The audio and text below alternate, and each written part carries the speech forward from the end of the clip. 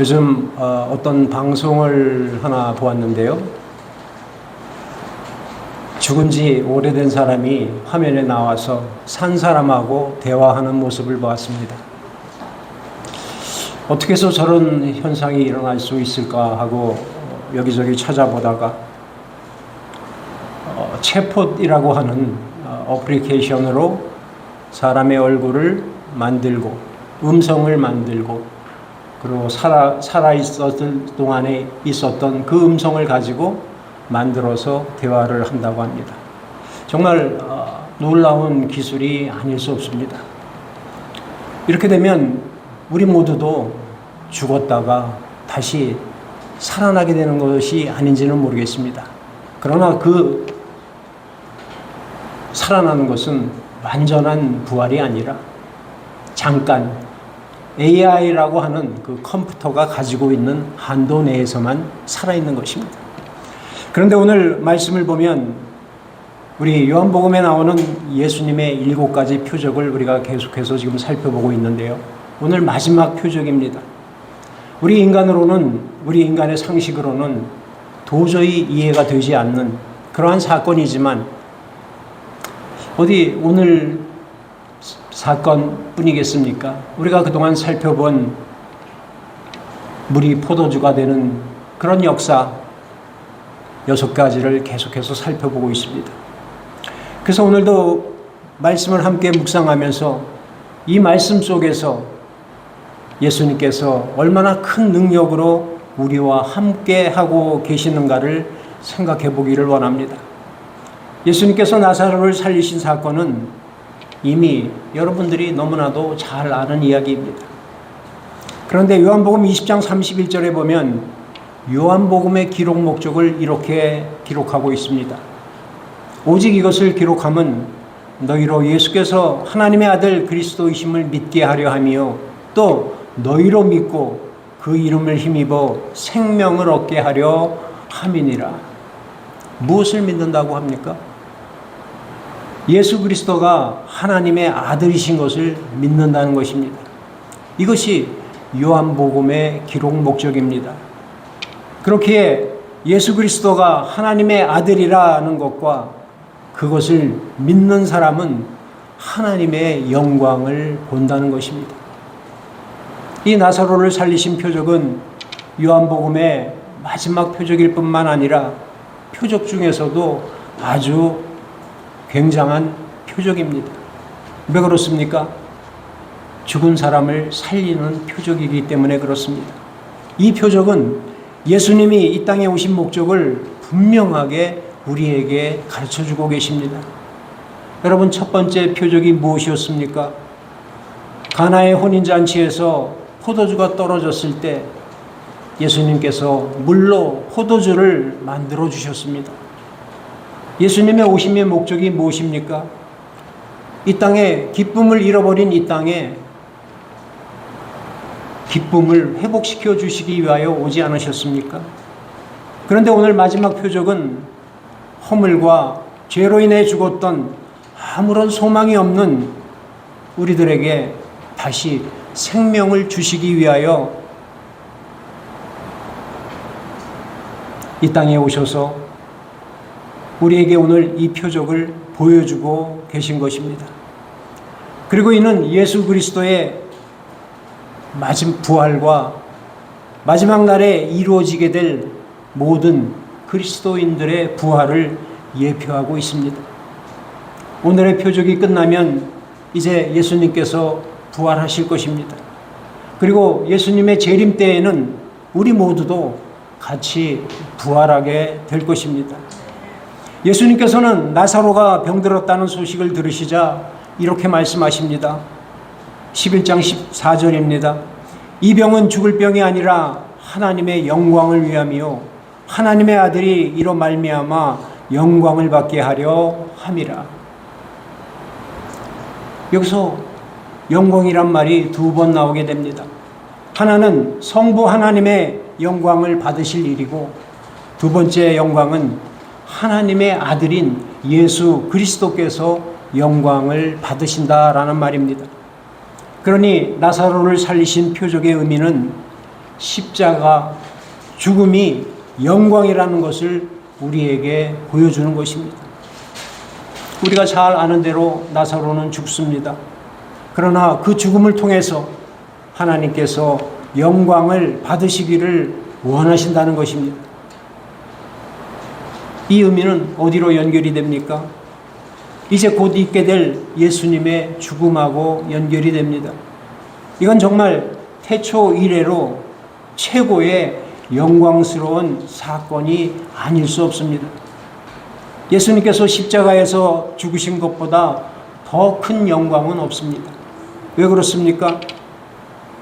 우리의 구속 역사 속에서 하나님의 구속의 목적을 완전하게 이루시는 것은 그것으로 말미암아 하나님이 누구이신지를 완전하게 드러나는 사건이기 때문에 그렇습니다. 바로 십자가에서 죽으신 이 사건이 그것을 설명하고 있습니다. 예수님은 자기가 사랑하셨던 나사로가 아프다는 소식을 들으셨습니다. 우리가 잘 알듯이 나사로는 예수님과 아주 각별한 사람이었습니다. 물론 나사로는 12명의 제자 중에 포함되지는 않지만 나사로와 마르다와 마리아와 이 형제 자매가 예수님과는 아주 가까운 사이였습니다. 그런 관계로 예수님께서는 나사로의 병을 고쳐주실 수 있으셨습니다. 우리가 잘 알듯이 왕의 신하의 아들을 말씀으로써 그의 병을 고쳐주신 분이십니다. 그렇다면 나사로 하나쯤은 고쳐주시는 것은 정말 아무것도 아니었습니다. 그런데 예수님께서는 나사로의 병을 고쳐주지 않으셨습니다. 그 소식을 들으시고 이틀이나 더 유하다가 베다니로 가시게 됩니다. 그랬더니 제자들이 이렇게 말합니다. 라비여, 방금도 유대인들이 돌로 치려 하는데 또 그곳에 가시려 하십니까? 그러나 예수님께서는 마리아와 마르다가 요청하신 대로 이틀이 지나서 나사로의 집으로 가시게 됩니다. 하지만 나사로의 집에 도착해 보니 이미 나사로는 죽은 지 나흘이나 되었습니다. 당시에는 사람이 죽으면 그날 즉시 향품을 넣어 동굴로 이루어진 무덤에 매장했습니다. 그리고 그렇게 동굴로 되어 있는 무덤에 안치하여 하루가 지나고 이틀이 지나고 3일이 지나면 그때부터 시신은 부패하기 시작합니다. 예수님 당시에는 사람이 영원히 죽으면 3일 정도는 그 영혼이 시신 근처에 있다가 4일째 그 시신을 떠난다라고 믿고 있었습니다. 당연히 마르다와 마리아도 그렇게 알고 있었습니다. 그래서 마리아와 마르다는 죽은 지 나흘이나 되었기 때문에 이제는 오라버니 나사로가 다시 살아난다거나 회복될 가능성은 없다라고 생각하고 있었습니다. 전혀 어떤 기대도 할 수 없게 되어 예수님이 오시자 마르다는 예수님께 원망 섞인 이야기를 털어놓습니다. 주께서 여기 계셨더라면 내 오라버니가 죽지 않았을 터인데 왜 이제야 오십니까? 하지만 예수님께서는 베다니에 오실 수 있는 상황이 아니었습니다. 자칫 잘못했다가는 유대인들에게 돌을 맞아 죽을 상황이었기 때문입니다. 그래서 마르다는 예수님의 안전보다도 내 오라버니의 생명이 더 중요했기에 이렇게 이야기한 것입니다. 이 상황을 우리는 충분히 이해할 수 있습니다. 마르다는 오라버니가 죽은 지 나흘이나 되었다고, 이제는 소망도 다 끊겼다고, 예수님이 오셔서 이제 어찌할 방법도 없다라고 생각하고 있었던 것입니다. 그리고 마리아도 역시 똑같은 생각입니다. 주께서 여기 계셨더라면 내 오라버니가 죽지 아니하였겠나이다. 그렇다면 예수님께서는 왜 나사로가 아프다는 소식을 들었을 때 바로 오시지 않고 나흘이나 지나서 오셨다는 것입니까? 어차피 나사로의 집에 오실 거면 좀 빨리 오셔서 그의 병을 고쳐주시면 좋았을 텐데 그렇지 못했습니다. 그런데 6절 말씀을 보면 예수님께서 나사로가 아프다는 소식을 들으시고 그곳에서 이틀을 더 머무셨다고 했습니다. 물론 예수님께서 이틀을 더 머무신 것은 신성모독으로 돌을 던지는 유대인들이 겁이 나서 머무신 것은 아닐 것입니다. 곰곰이 따져보면 예수님께서 만약 이틀을 더 머물지 않으시고 바로 오셨다 하더라도 나사로가 죽은 지 이틀 만에 오시게 되는 것입니다. 그러면 죽은 지 나흘이 되나 이틀 후에 오시나 어차피 나사로가 죽는 것은 똑같은 것입니다. 한번 생각해 보시기 바랍니다. 만약 예수님께서 몸을 피하고 계셨던 곳이 나사로의 집인 베다니와 거리가 걸어서 이틀 정도의 거리라고 생각한다면 나사로가 아프다는 소식을 듣고 바로 가셔도 이미 이틀이나 소요가 되는 것입니다. 예수님께서는 이 모든 상황을 다 알고 계셨고 일부러 죽은 지 나흘이 지나서 나사로의 집에 도착하신 것입니다. 사실 예수님께서 나사로가 아프다는 말을 듣고 그것을 향하여 출발하기 이전부터 나사로를 되살릴 계획을 가지고 계신 것이었습니다. 물론 만약에 예수님께서 나사로가 아프다는 말씀을 들으시고 그 즉시 그 자리에서 말씀으로 나사로의 병이 나았다라고 말씀하실 수도 있었을 것입니다. 그 정도는 충분히 예수님께서는 하실 수 있으신 분이십니다. 보지도 않고 말씀만으로 왕의 신하에 아들의 병을 고쳐주셨는데 그 정도 못하시겠습니까? 하지만 예수님께서는 말씀 한마디로 나사로의 아픔을 고치신 것이 아니라 만약에 그렇게 했다라면 예수님께서 병을 고치시는 정도의 능력만 가지고 계신 것으로 주변 사람들이 알게 될 것입니다. 나사로가 죽은 지 나흘이나 된 다음에 예수님께서 그를 살려주시는 사건을 벌이시는 것은 예수님께서 병을 고치시는 것은 물론이요, 인간의 영역 밖이라고 생각했던 죽은 사람마저도 살리시는 그러한 놀라운 분이라는 것을 예수님께서는 이 사건을 통하여 우리에게 알려주고 계신 것입니다. 예수님은 제자들의 살기 등등한 유대인들의 몸을 피해 그곳에 더 머문 것이 아니라 예수님께서는 마음속에 그러한 것들을 계획하고 계시고 우리가 생각하는 것보다 훨씬 더 높은 차원의 계획을 갖고 그 일을 진행하고 계신 것입니다. 병이 문제가 아니라 또 내가 유대인들의 돌을 맞아 죽는 것이 문제가 아니라 예수님 나름대로 더 높은 차원의 죽음에서 생명으로 일어나는 이것을 우리에게 보여주시려고 이것을 계획하고 계셨던 것입니다.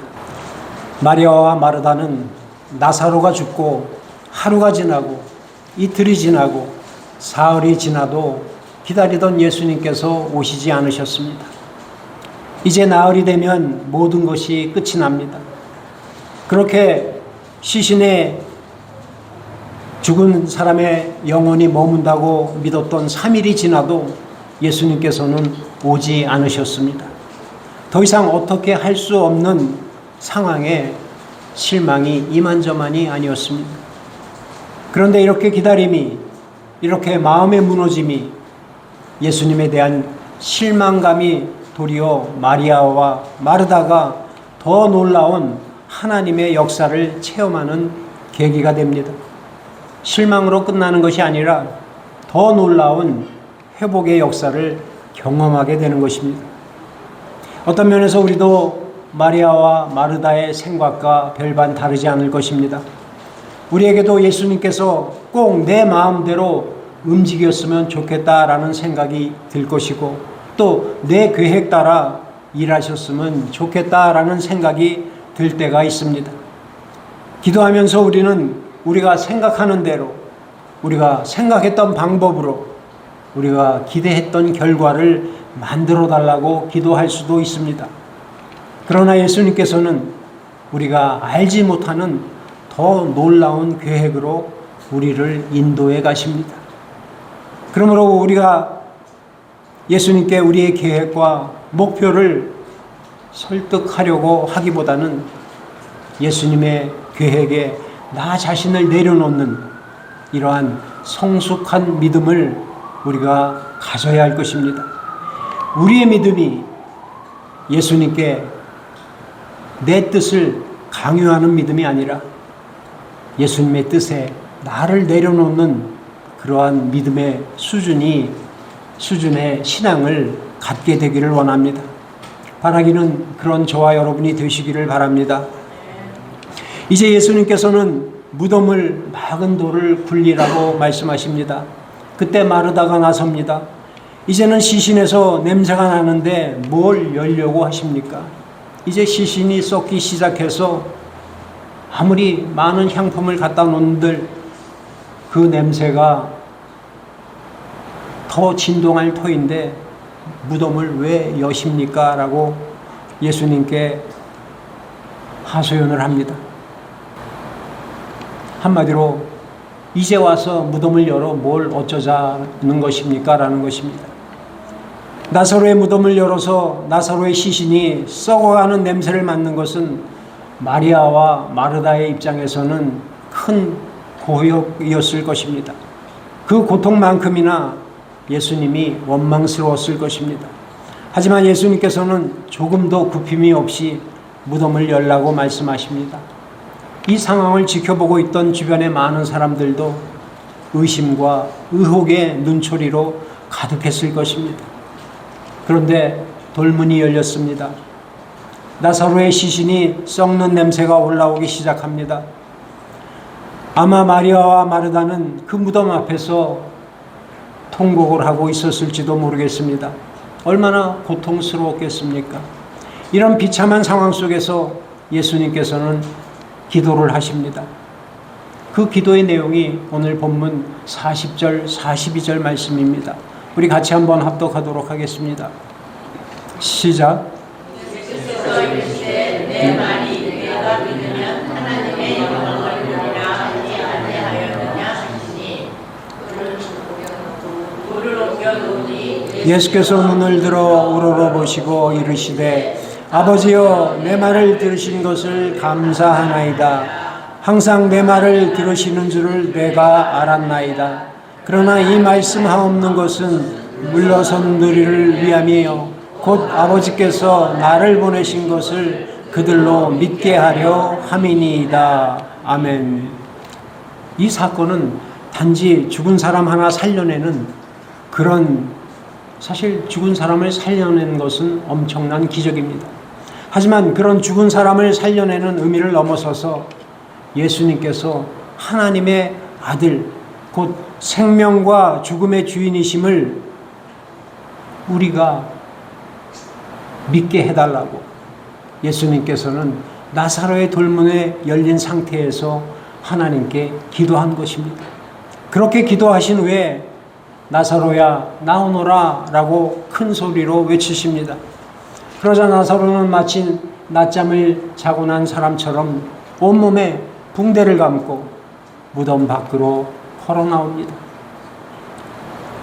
우리 인간의 머리로는 도저히 상상이 또 설명이 되지 않는 사건이 벌어졌습니다. 아무런 소망이 없는 무덤에서 새로운 생명이 태어난 것입니다. 썩고 있던 시신에서 새 생명이 태어난 것입니다. 죽으면 끝이 아니라 죽음도 우리의 우리와 하나님의 관계를 갈라놓을 수 없음을 나사로를 살리심으로 예수님께서 우리에게 보여주신 것입니다. 그제서야 마리아와 마르다는 예수님의 마음을 깨달았을 것입니다. 예수님이 이틀을 더 지체하고 나사로가 죽은 지 나흘 만에 늦게 도착한 이유를 그제서야 마리아와 마르다는 깨달았을 것입니다. 예수님은 나사로를 살리시는 사건을 통해서 그저 병을 낫게 해주는 능력만 가지신 분이 아니라 생명과 죽음의 주관자이심을 보여주시기 위하여 이렇게 하셨구나라는 것을 깨달았을 것입니다. 이제 우리가 그동안 살펴본 요한복음의 7번째 표적의 이야기는 마무리됩니다. 예수님의 7개의 표적을 통하여 우리가 깨닫는 것도 마찬가지입니다. 그것은 전에도 말씀드린 대로 이 표적을 통해서 하나님이 누구이신가, 그리고 예수님께서 우리의 구세주이시다라는 것을 우리에게 알려주시는 것입니다. 기적은 다른 것을 보여주는 것이 아닙니다. 물로 포도주를 만드신 것도, 또 왕의 신하의 아들을 고쳐주신 것도, 베데스다 연못에서 38년 된 병자를 고치신 것도, 물고기 2마리와 보리떡 5개로 5,000명을 먹이신 것도, 또 거친 파도에서 고생하는 제자들을 위하여 물 일리를 걸어 오신 것도, 또 날 때부터 맹인인 눈을 뜨게 하신 것도, 그리고 오늘 나사로를 살리신 것도, 그리고 오늘 우리가 이 자리에 모여 하나님을 예배하는 것도, 이 모든 것이 다 온 세상의 만물의 주인이심을 믿게 하는 기적과 같은 사건입니다.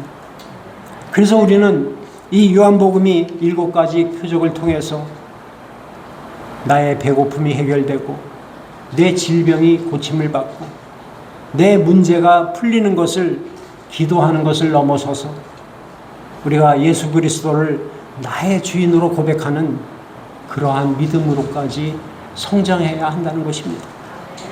우리는 지난 6월에 우리 김 목사님과 아픈 이들을 위하여 40일 릴레이 금식 기도를 시작하면서 기도하는 가운데 준비한 요한복음의 7가지 표적을 통해서 우리에게도 기적이 일어나기를 소망하는 마음으로 말씀을 준비하기 시작했습니다.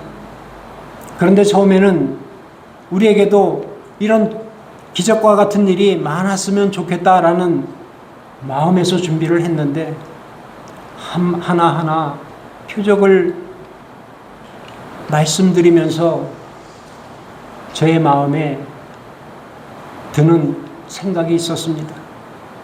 한 주 한 주 이 말씀을 기도로 준비하면서 생각되는 것이 우리의 믿음이 기적만 바라보는 믿음이 되어서는 안 되겠다라는 생각이 점점 강해졌습니다. 예수님께서 우리에게 원하시는 것은 기적을 넘어서 예수님을 바라볼 수 있느냐 하는 것을 물으시는 것입니다. 그리고 예수님께서 우리의 주인 되심을 인정할 때 그때서야 기적도 우리에게 따라온다라는 것을 깨닫게 되었습니다. 사랑하는 성도 여러분, 우리의 신앙이, 우리의 믿음이 기적을 구하는 신앙을 넘어서 모든 상황 속에서 또 모든 환경 속에서 예수 그리스도를 붙들고 믿고 있으면 하나님의 영광을 보는 그런 사람들이 다 될 것입니다. 오직 믿는 자만 하나님을 예배하는 가운데 하나님의 영광을 보게 될 것입니다. 그래서 오늘 말씀처럼 내가 믿으면 하나님의 영광을 보리라 라고 말씀하십니다. 저와 여러분의 삶에서 일어나는 모든 일도 마찬가지입니다. 일어나는 수많은 일들 속에서 하나님의 영광을 보는 사람은 오직 믿는 사람뿐입니다. 기적을 바라기보다는 예수님을 바라볼 때 예수님께서 넘치는 능력으로 우리와 함께 하시리라 믿습니다. 우리가 우리의 생각과 우리의 차원을 넘어서 예수님을 바라볼 때 그것을 넘어서 우리가 바라고 원하는 모든 것을 이루어 주시리라 믿습니다. 바라기는 그런 저와 여러분이 되시기를 우리 예수님의 이름으로 축복하며 기도합니다.